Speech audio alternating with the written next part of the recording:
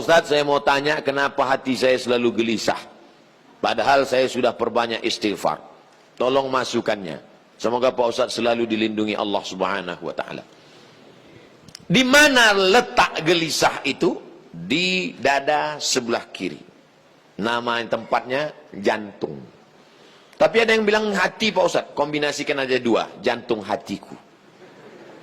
Berdegup dan berdetak di sebelah kiri. Coba rasakan. Bagi yang tak merasakan, lapor ke panitia. Kain kapan sudah siap. Makanya kadang kita bangun tidur, nggak ada angin, nggak ada hujan, risau, suntuk di dalam.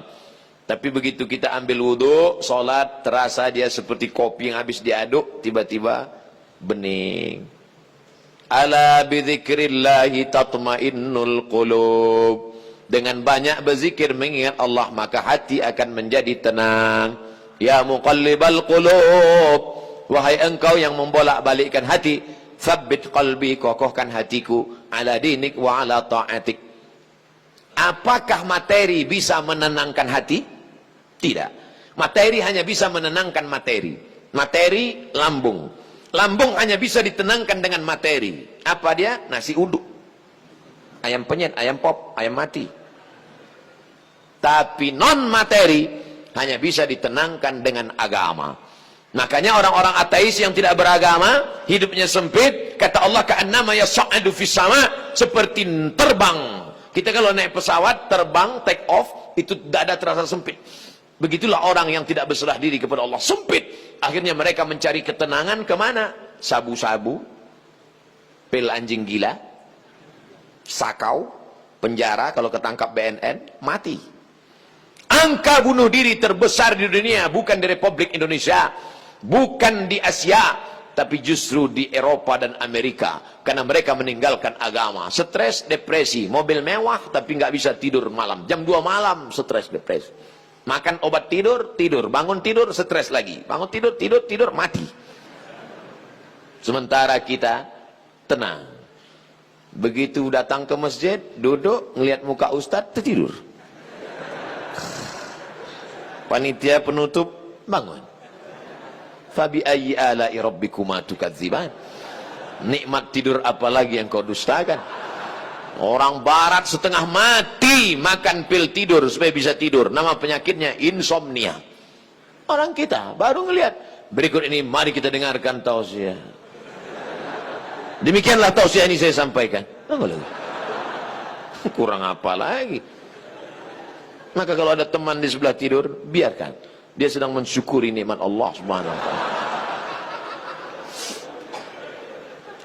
Jadi Pak Ustadz jawabannya, perbanyak zikir. Siapa yang bersolawat 1 kali 1 hari 1000 kali, maka sebelum mati dia melihat tempatnya dalam surga. Siapa yang meriwayatkan itu? Ditulis oleh Syekh Ali Jum'ah, mufti Mesir. Diriwayatkannya dari beberapa riwayat kitab-kitab sahih. Jadi kau beberapa kali istighfarnya.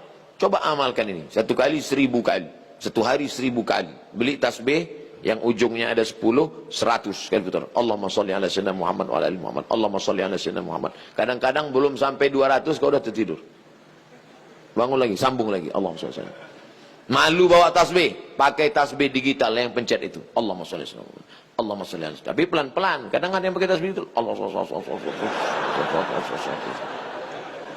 Macam makan bakwan kepanasan. Bagaimana hukumnya mengambil uang suami tanpa persetujuan suami untuk ditabungkan demi kepentingan rumah tangga? Ini namanya gerakan ibu-ibu kreatif. Ketika Nabi Muhammad SAW sedang duduk di atas bukit Sofa pada tahun 8 Hijrah, rekonsiliasi kota Makkah, Nabi pulang ke kota Makkah. Maka ketika Nabi sedang duduk, datang seorang perempuan. Nama perempuan itu Hindun. Dia tutup wajahnya karena dia malu kepada Nabi. Hindunlah dulu yang mengunyah jantung Hamzah karena dendam kesuma. Lalu Hindun berkata, suamiku inna Aba Sufyan rajulun syahih. Wahai Rasulullah, suamiku itu Abu Sufyan orangnya pelit, medit,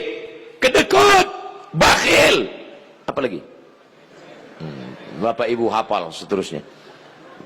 Apa kata Nabi SAW?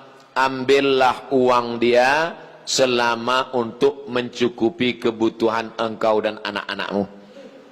Ini kabar gembira bagi ibu-ibu sekalian. Tapi ingat, mencukupi. Nah, standar di Bandung saya tidak tahu berapa keperluan, karena beda harga makanan di Bandung dengan di Riau. Kalau di Bandung ini standarnya 3 juta, tiba-tiba si bapak cuma ngasih 1 juta, ibu boleh ambil 2 juta lagi. Sambutan yang luar biasa. Mana dalilnya? Itu ayat bapak bapak baca waktu akad.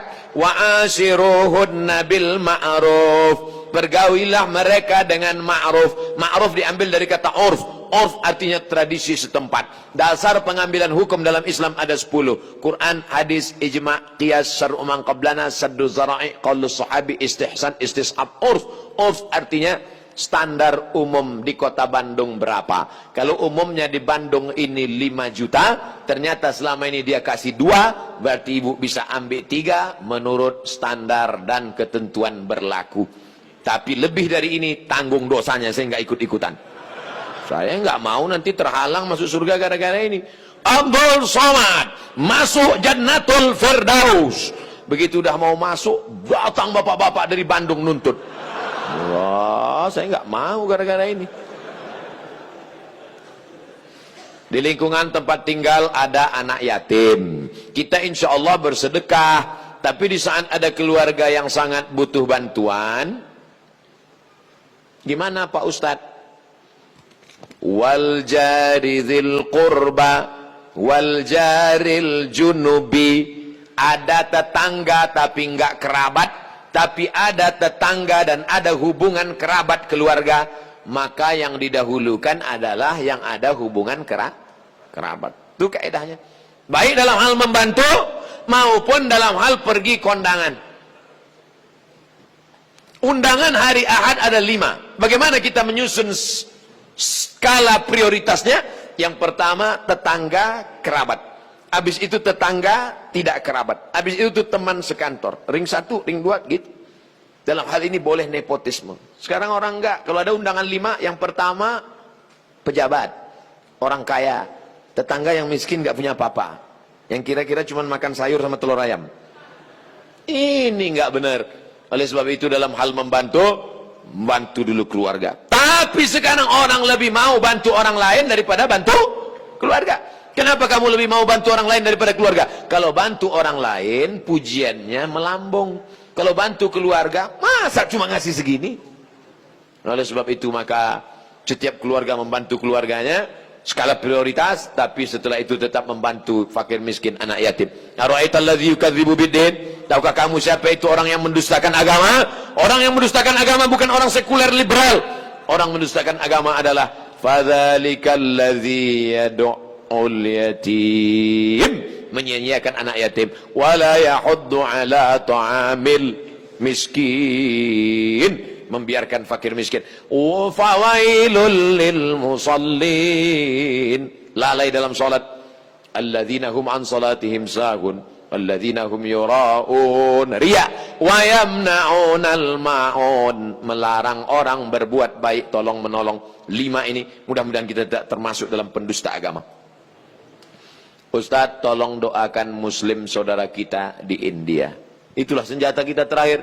Kalau ada lembaga-lembaga yang terpercaya memberikan dana, maka kirimkan dana untuk membantu rumah mereka yang terbakar, saudara mereka yang terkapar, rumah mereka yang hancur, sumur bor, sekolah anak-anak pengungsi. Dulu Suriah, Palestina, Bosnia Herzegovina, Uighur, Rohingya. Coba perhatikan. Palestina, Bosnia Herzegovina dibantai oleh Slobodan Milosevic, Ali Izzet Begovic, Hanbis presidennya, matang Uighur, datang Rohingya, sekarang India. Walaupun berbeda-beda tempat, tapi substansi maknanya sama. Mengapa mereka disiksa? Pertama, karena mereka lahir dalam keadaan la ilaha illallah Muhammadur Rasulullah. Yang kedua, karena mereka minoritas. Di mana-mana kalau kita minoritas, habis kita dibantai.